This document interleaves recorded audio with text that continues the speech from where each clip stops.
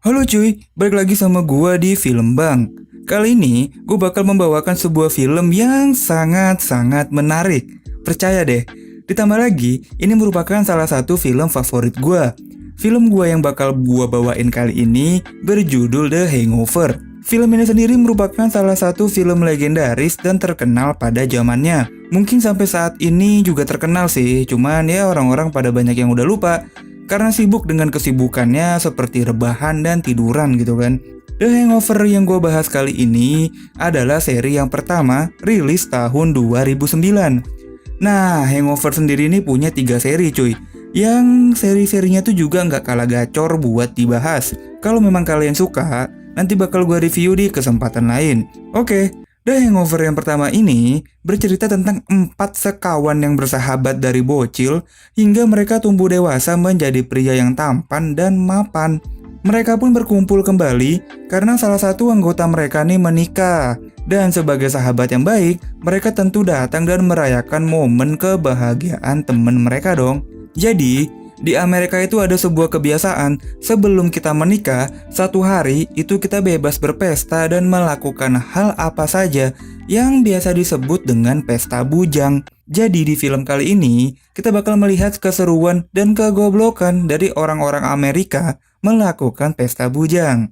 Sebelum lebih jauh lagi, jangan lupa nih buat like, komen, dan subscribe supaya kalian tuh gak ketinggalan sama review-review film menarik lainnya dari gue. Oke, ya udah kalau gitu, ini dia cuy, seluruh alur cerita film The Hangover yang pertama.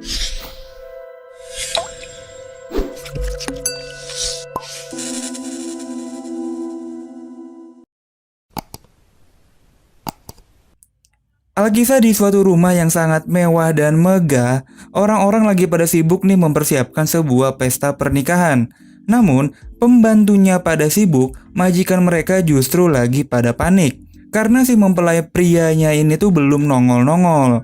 Ditambah lagi, pas ditelepon nggak ada yang angkat sama sekali. Setelah dicoba puluhan tahun, akhirnya nyambung deh ke salah satu temennya si mempelai pria yang bernama Phil. Si cewek cantik bernama Tracy ini pun bertanya, "Woi, pada di mana woi? Gua mau kawin nih. Udah tahu gue udah anget nih. Cepet dong bawa laki gua gitu kan." Namun kalau kita lihat dari mukanya si Phil ini tuh udah ancur-ancuran. Sepertinya ada sesuatu nih yang terjadi sama mereka dan film pun dimulai. Cerita pun bermula pada 2 hari sebelum kejadian ini. Pria tampan yang kawin ini bernama Doc. Doc ini sangat beruntung dan sangat pintar mencari bibit unggul. Kenapa? Karena dia ini berhasil memikat hati seorang cewek yang sangat cantik. Udah gitu dia ini anak orang kaya. Walaupun Tricia ini punya saudara, tapi dia ini menjadi anak kesayangan. Kenapa? Karena si saudaranya bernama Alan sepertinya mempunyai penyakit mental. Lu lihat aja tuh, harus diperanyakan sih. Supaya semakin kelihatan mewah, ayahnya Tricia pun meminjamkan mobilnya yang sangat-sangat mewah buat dipakai sama Doc pergi ke pestanya. Walaupun menurut gue sebenarnya ayahnya Tricia nih sedikit agak menyindir Doc gitu kan, yang datang dari keluarga yang biasa aja. Singkat cerita, Alan sama Doc pun pergi menjemput temennya yang bernama Phil. Phil ini ternyata seorang guru sekolah yang sangat tidak mencintai pekerjaannya cuy. Dia ini terkesan ya terpaksa aja gitu kan jadi guru. Nah ini dia nih temennya dia yang terakhir adalah sebuah pasangan yang menurut gua tuh sangat lebay dan parnoan. Setu adalah seorang dokter gigi yang sangat menjaga wibawa dan norma-norma, tapi hal itu malah membuat dia menjadi lemah dan malah dikuasai sama pasangannya. Sama temen-temennya dia pun malah dia tuh dipanggil dokter banci. Ya lo ngerti lah kenapa dia disebut begini ya kan. Mereka pun akhirnya pergi dan meninggalkan pekerjaannya sejenak buat seneng-seneng. Jadi, mereka berempat ini tuh pergi ke Las Vegas atau di GTA San Andreas, lebih dikenal dengan Las Venturas. Alan pun mulai menunjukkan sisi lain dari dirinya dong. Dia pun berteriak layaknya orang yang baru kali ini pergi naik mobil. Dia pun berteriak dengan sangat lantang di depan seorang bocil. Pasti di dalam hatinya nih dia bilang nih, "Ya ampun, ini orang pada kenapa sih?" Si Alan sendiri sangat mempersiapkan perjalanan mereka kali ini. Karena Las Vegas ini kan terkenal sebagai kota judi, jadi dia pun membawa sebuah buku tutorial bagaimana caranya berjudi. Ya singkat cerita mereka pun nyampelah di Las Vegas dan langsung menuju hotel mewah yang sudah disewa sama Stu. Jadi, karena mereka ini orang-orang yang nggak begitu kaya, jadi Stu ini memesan kamar yang apa adanya. Lagian cuma semalam doang gitu kan. Namun, bagi Phil ini tuh dimanfaatkan. Ayolah Stu, cuma semalam doang ini. Pesanlah kamar yang paling mewah gitu kan. Stu pun sebenarnya mau nolak. Karena kartu kreditnya nih bakal dicek sama ceweknya yang sudah tentu hal ini membuat ledakan di rumahnya. Namun akhirnya Stu pun kalah suara. Dan ya mereka pun mendapatkan sebuah kamar yang sangat mewah di Las Vegas. Gila ini mah gede banget cuy. Yang lainnya seneng, si Stu malah kebingungan karena dia nih udah diteror sama ceweknya. Bener-bener ya, si Phil pun sebenarnya nih gak setuju karena Stu kayaknya bener-bener dikuasai sama ceweknya. Apalagi si Stu ini berencana untuk melamar ceweknya setelah pernikahan.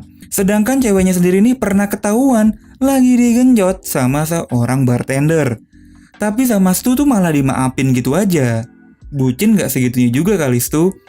Ya singkat cerita mereka berempat pun sudah berubah menjadi pria tampan yang sukses dan siap melululantahkan Las Vegas.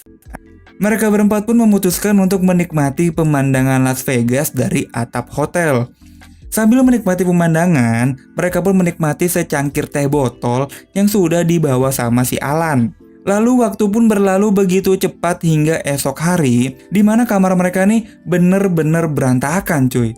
Anjing, mereka kayaknya bener-bener berpesta dengan sangat meriah ya. Alan pun yang namanya baru bangun, biasanya kencing dong. Tapi pas dia nengok di WC, udah ada harimau. Gimana ceritanya sih bisa sampai bawa ke hotel ya? Yang lain kebingungan, si Stu malah kesakitan. Karena sebiji giginya ini tuh hilang cuy. Oke, Alan, Phil, Stu. Lalu kemana si Doc? Phil pun mencoba menelpon HP-nya, tapi HP-nya Doc ternyata ada di kamar hotel. Nah loh, di tengah kepanikan mereka, terdengarlah suara bayi. Dan bener aja dong, ada bayi di kamarnya mereka. Waduh, kacau. Anak siapa ini cuy? Akhirnya mereka pun membawa bayi itu dan pergi mencari Doc. Mereka pun berusaha keras untuk mengingat-ingat ngapain aja sih mereka semalam. Sampai bener-bener tuh kayak begini. Mereka pun mencoba mengurutkan kejadian-kejadian yang mereka lakukan dari semalam. Mereka pun mencoba mencari petunjuk di badan mereka untuk setidaknya menemukan clue dan titik terang. Nah, di tangannya Phil, ini ada sebuah gelang rumah sakit. Mereka akhirnya memutuskan untuk mencoba pergi ke rumah sakit dan mengambil mobil. Ternyata, mobil yang mereka bawa berubah menjadi mobil polisi. Ya mereka pun akhirnya mengendarai mobil polisi itu dan pergi ke rumah sakit. Di sana dia pun bertemu dengan seorang dokter yang merawat mereka. Hal yang sangat mengejutkan, ternyata di dalam darah mereka ini tuh ternyata terdapat sebuah zat obat bius yang biasa dipakai untuk memperkosa orang. Hal inilah alasan kenapa mereka bertiga ini tuh bener-bener enggak inget apa-apa. Dan badan mereka tuh bener-bener sakit. Tapi menurut si dokter, mereka ini tuh nggak mempunyai tanda-tanda kalau abis diperkosa. Ngeri juga ya. Si dokter yang jutek ini pun akhirnya bilang kalau semalam mereka ini tuh membicarakan suatu tempat. Akhirnya mereka pun langsung gaskan ke tempat itu yang bernama Best Little Chapel. Jadi ini seperti tempat untuk melakukan sebuah pernikahan.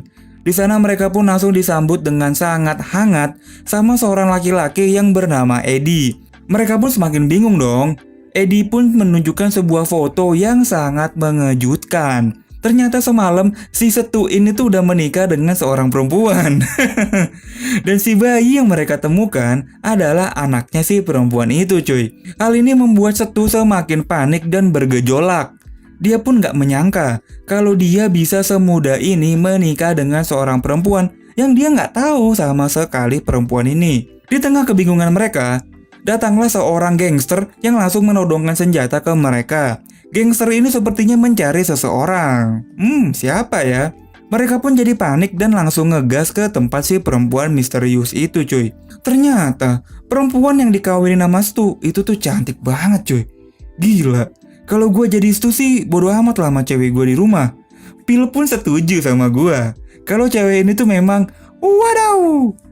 Tapi tidak dengan Stu yang tampaknya sangat tidak bahagia.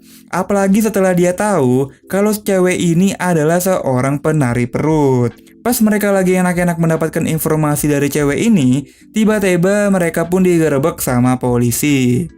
Akhirnya untuk menenangkan Tracy, Phil ini pun mencoba membuat sebuah alasan kalau mereka ini menginap 1 malam lagi karena mereka mendapat bonus dari hotel tempat mereka menginap. Tracy sebenarnya nggak setuju karena besok adalah hari pernikahannya dia.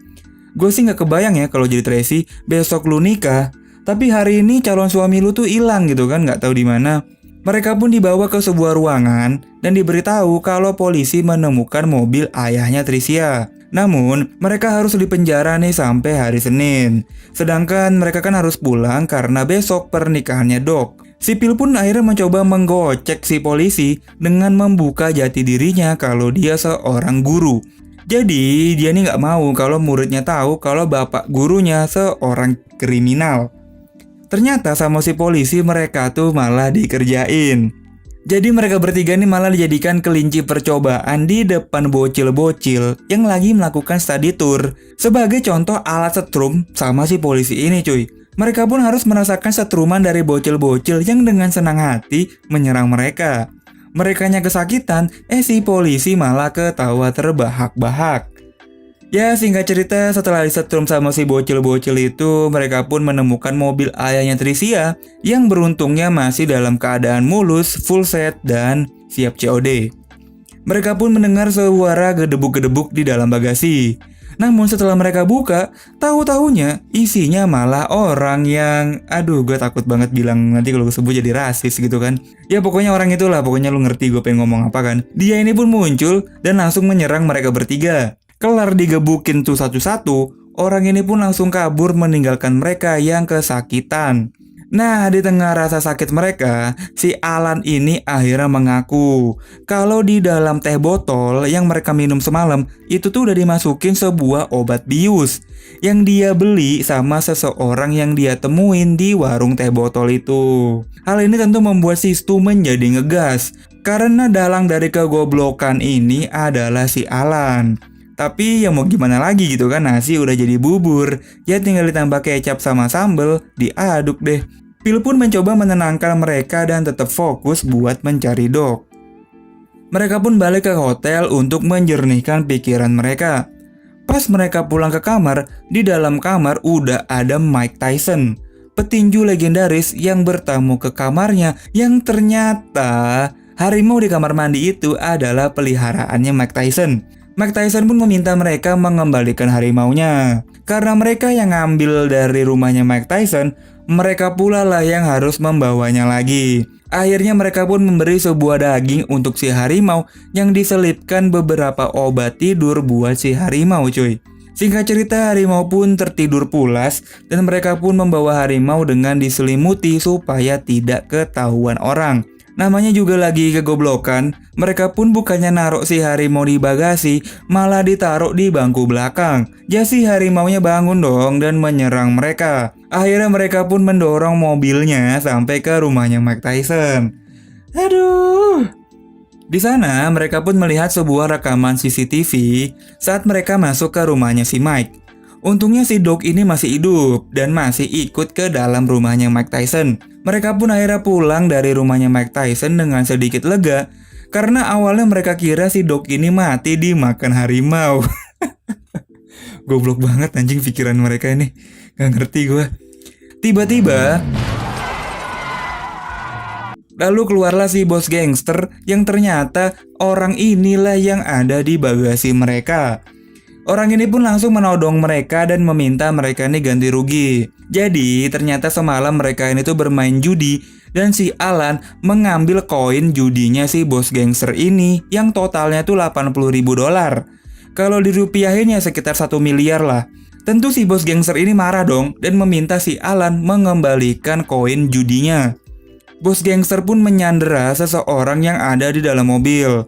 Mereka pun langsung berasumsi kalau orang ini adalah Doc, teman mereka. Jadi mereka pun langsung let's go balik ke hotel dan mencari koin judi si bos gangster ini. Namun setelah mereka ngubek-ngubek kamar mereka ini nggak ketemu apa-apa.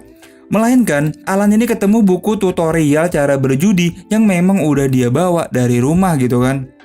Akhirnya Alan pun menjadi dewa judi jadi-jadian dan mereka pun menjadi sebuah tim. Semakin kompak, Stu ini pun mengajak cewek cantik yang sudah ia nikahi untuk menjadi pengalih perhatian. Alan pun benar-benar menjadi dewa judi di malam itu dan mereka pun menang banyak. Lalu aksi mereka pun dimulai diperhatikan lah oleh pengawas tempat judi itu cuy. Istrinya Stu yang tahu kalau mereka diperhatiin, akhirnya berpura-pura jatuh untuk mengalihkan perhatian si pengawas. Saat si pengawas memperhatikan semangka istrinya yang bulat, Alan dan Phil pun berhasil kabur meninggalkan jejak. Ya singkat cerita mereka bertiga pun menang banyak dan langsung let's go bertemu dengan si bos gangster di gurun pasir sesuai kesepakatan. Si Stu pun yang awalnya gedek sama Alan menjadi berubah dan mencintai Alan apa adanya. Lalu terjadilah pertukaran antara mereka dan bos gangster. Tahu-taunya yang disekap sama bos gangster bukanlah Doc, teman mereka. Yang disekap sama bos gangster adalah abang-abang penjual narkoboy. Mereka judi semalaman, terus duitnya ini tuh dibuat membebaskan abang-abang penjual narkoboy. Phil pun meminta duit mereka balik gitu kan. Namun si bos gangster malah memberikan kocokan manis buat si Phil. Rasain tuh. Akhirnya mereka pun sudah menyerah lah. Si Phil pun memutuskan untuk kayaknya gue harus ngasih tahu Tracy gitu kan, mengungkapkan apa yang terjadi di Las Vegas. Namun saat Phil lagi menyusun kata buat ngomong, Stu ini tuh tiba-tiba mendapat hidayah di mana keberadaan Doc. Tentu Stu pun langsung mengambil teleponnya Phil dan bilang kalau mereka baik-baik aja. Tracy pun sudah semakin kesel gitu kan karena teman-temannya Doc nih pada nggak jelas banget. Mereka pun akhirnya sadar di mana keberadaannya Doc, yaitu di atap hotel. Teman-teman dajal memang nih anjing. Doc ini tuh dibiarin berhari-hari di atap hotel, nggak dikasih makan dan udah gosong gitu kan. Doc pun udah bener-bener lemes dan aduh udahlah gue nggak ngerti lagi lah kalau gue jadi Doc. Mereka pun langsung buru-buru pulang karena hari ini adalah hari pernikahannya Doc. Tiba-tiba muncullah istrinya Stu yang akhirnya dia pun sadar kalau Stu ini nikahin dia karena memang lagi mabok gitu kan, bukan karena memang Stu ini demen sama dia. Akhirnya mereka pun berpisah, tapi Stu ini tuh mulai memberikan kode pada cewek ini kalau minggu depan kayaknya bisa nih kita jalan bareng. Tapi asli cuy, cewek ini tuh bener-bener tulus sayang sama Stu. Tapi si Stu-nya aja nih yang lagi goblok memang nih, aduh. Ya selanjutnya mereka pun ngebut sekenceng-kencengnya buat pulang ke rumah. Di tengah kegoblokan mereka, ternyata di kantong celananya Doc ada koin judi senilai $80.000 cuy. Si bangsat, ternyata duitnya bos gangster ada di celananya Doc. Mereka pun buru-buru ganti pakaian di pinggir jalan tol. Ya akhirnya dengan segala kegoblokan mereka, Doc pun berhasil nikah tepat waktu, walaupun mukanya Doc udah gosong banget sih. Akhirnya Stu pun sadar dan berani membentak ceweknya dan mereka pun putus. Gitu dong, jangan lembek banget jadi cowok Stu. Film ini pun berakhir dengan mereka berempat melihat foto-foto dari kameranya Stu. Wah ini sih kacau banget cuy. Bener kan film ini gacor banget sih, parah. Kalau memang kalian suka sama film ini, tulis di komentar di bawah ya. Kasih likes juga kalau kalian memang suka. Gimana ya, kalau tembus 2000 likes, gue bakal lanjutin ke hangover kedua kali ya. Jadi sambil nunggu respon kalian, selanjutnya gue bakal nerusin film scary movie yang keempat. Mudah-mudahan sih gak ada halangan, jadi bisa cepet gue upload ke kalian. Oke? Terima kasih banyak yang udah nemenin nonton sampai habis. Jangan lupa buat like, komen, dan subscribe supaya kalian nih gak ketinggalan video-video menarik lainnya dari gue. Gue cabut dan bye-bye.